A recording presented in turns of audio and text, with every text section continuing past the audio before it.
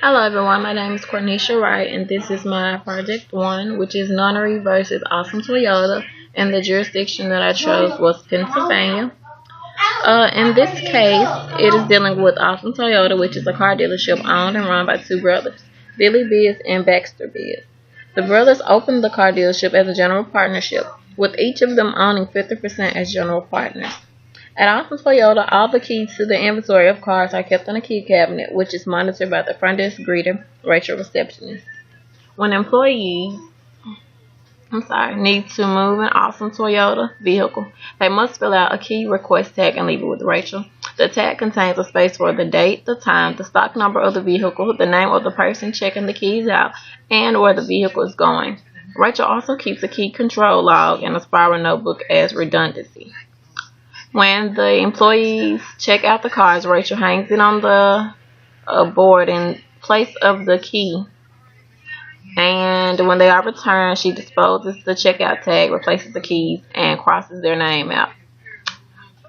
Awesome Toyota later hired someone named Sammy Scrub to be a detailer in their car wash shop. On Scrub's first day of work, Billy Biz sat down with him and reviewed him his duties and responsibilities as a detailer. Biz gave Scrub a copy of the employee handbook, which provided the unauthorized use of company property, vehicles, tools, equipment, or facilities is prohibited. A month later, Scrub asked Rachel for the keys to a Prius that the dealership used as a loaner vehicle to customers having their car serviced. Scrub asked if he could use it for 30 minutes on his lunch break to quickly go over his mother's house. Rachel told him that it would probably be fine as long as he brought it back quickly, because otherwise she could get in trouble. Scrub got the car keys, filled out the requester tag, gave it to Rachel, and clocked out for his lunch break. As he got into the car, he waved at Baxter Biz across the car lot, who then went back to helping a customer. Scrub then cranked up the car and left. But on his way back to the dealership after lunch, he rear-ended a bus full of nuns and orphans, all of whom suffered injuries to their necks and back.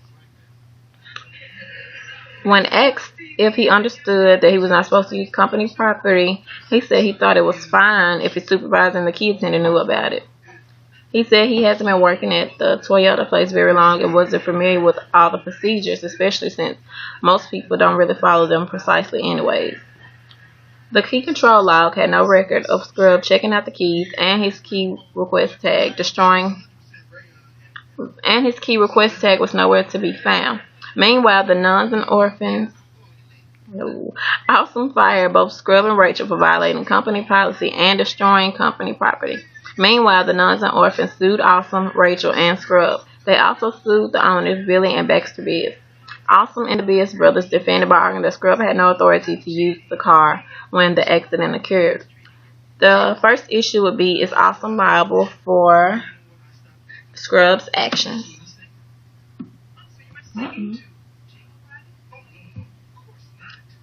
And also, was Scrub an agent of Awesome? With this, I looked up the case Landiario versus Chris and Cinco Enterprises, and it was talking about a gas station attendant that brought a vicarious liability action against a construction company because he sustained injuries when he entered a designated area for smoking, but he had gasoline on his clothes. And then the construction worker lit a cigarette, which ignited the attendant's clothing and then caused him serious burns to his body. With this case, the trial court granted that a compulsory non-suit holding that, as a matter of law, the employer whose company was contracted by the gas station to complete renovations was not liable, since the personal act of smoking was not within the employee's scope of employment.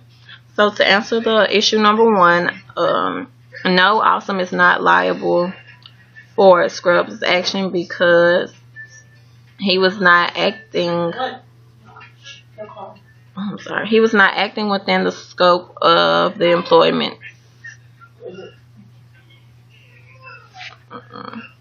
What the second issue is, are the Biz brothers liable for Scrub's action? Was Scrub an agent of the brothers? With this question, I looked up the case Brzezinski versus World Truck Transfer, and according to this case, under the doctrine of respondeat superior, recovery is sought on the basis of vicarious liability. An employer is vicariously liable for the wrongful acts